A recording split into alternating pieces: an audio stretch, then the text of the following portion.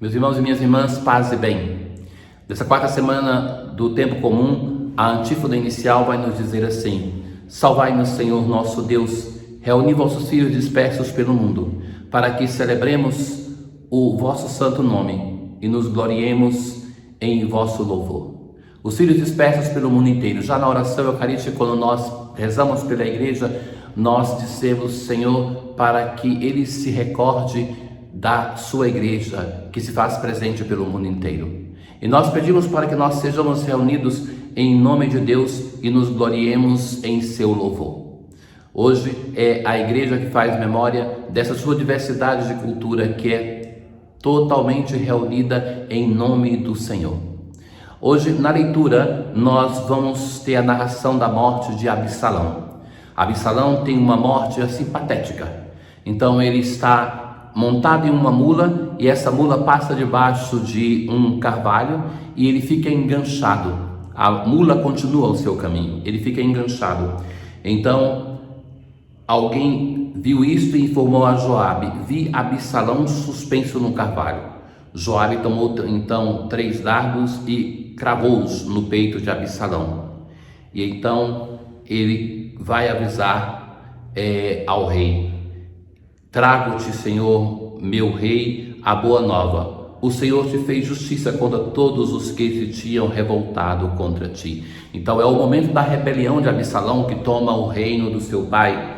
Então, nesse momento, o exército pensa que seria uma grande festa para Davi, porque ele estaria assim vencendo o seu inimigo. E aí então, mais uma vez, nós vemos a grandiosidade de Davi. Se recordam que uma vez naquela gruta, quando Davi era perseguido por Saul, ele então se esconde com o seu exército na gruta. E Saul entra ali para fazer as suas necessidades e Davi era incentivado pelos seus homens que deveria matar o rei. Deus colocou o inimigo nas suas mãos e ele então não faz nada. Ele então vai pensar assim: não posso fazer mal ao ungido do Senhor. Hoje então Davi estremeceu, caiu em pranto quando teve a notícia, vai dizer assim: meu filho Absalão, meu filho Absalão, por que não morri eu em teu lugar? Absalão, meu filho. Vejam que a grandeza deste homem. Então, diante da morte do inimigo que é o seu filho, ele fala: por que não morri eu em teu lugar? E nós vemos a grandeza desse homem em diversos modos. Então, também quando da morte de Saul e de Jonathan, então a grandeza que teve Davi. Então, nesse momento, a vitória se transforma em luto. Aquilo que pensava que seria a grande festa do rei se torna num pesar. É o luto pela morte do seu filho.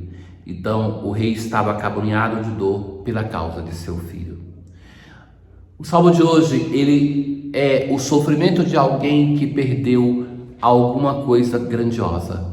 Então, o lamento deste orante: inclinai ao Senhor vosso ouvido, escutai, pois sou pobre e infeliz. Piedade de mim, ó Senhor, porque clamo por vós todo dia. Animai e alegrai vosso servo. Escutai, ó Senhor, minha prece, o lamento da minha oração. Nós encontramos no saltério oração para cada momento da nossa vida. Então, nós temos momentos de salmos de grande júbilo, de salmo que colocam em interrogação porque não compreende o que está acontecendo, ou o salmo de hoje que é essa tristeza de alguém que se sente em um momento de dor, em um momento de desespero e por isso clama ao Senhor pedindo ajuda.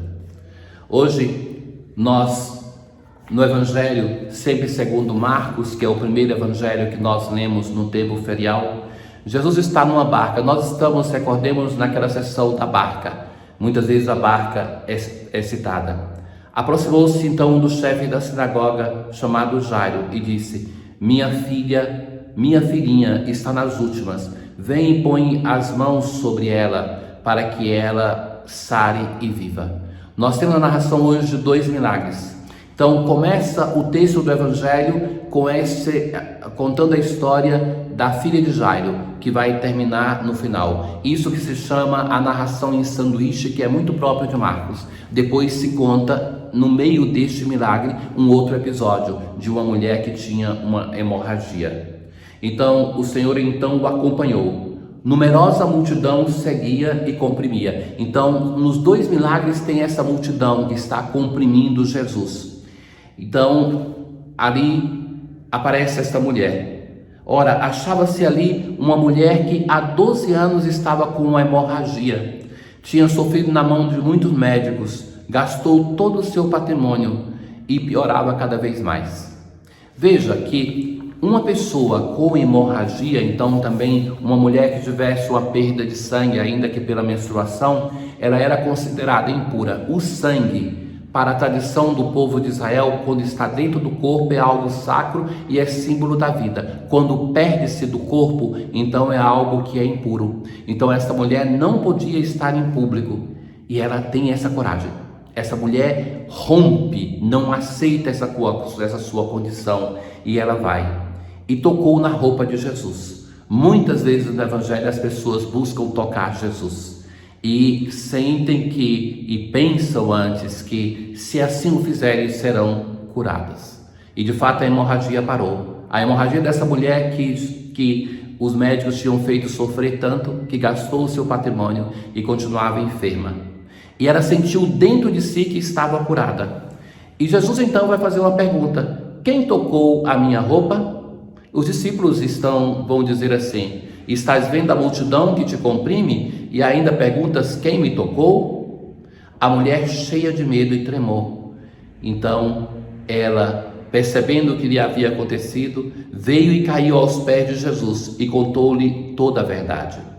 E a resposta de Jesus: filha, a tua fé te curou, vai em paz e fica curada dessa doença. Então, depois do início da narração do Evangelho, que fala da filha de Jairo, nós temos a cura desta mulher. Uma mulher que, desencantada, desenganada pela ciência, ela tem ali a coragem de fazer aquilo que ela é movida no seu interior. E ela toca, então, na orla da veste de Jesus, na borda, e aí então ela fica curada. E no seu interior ela tem a convicção dessa cura.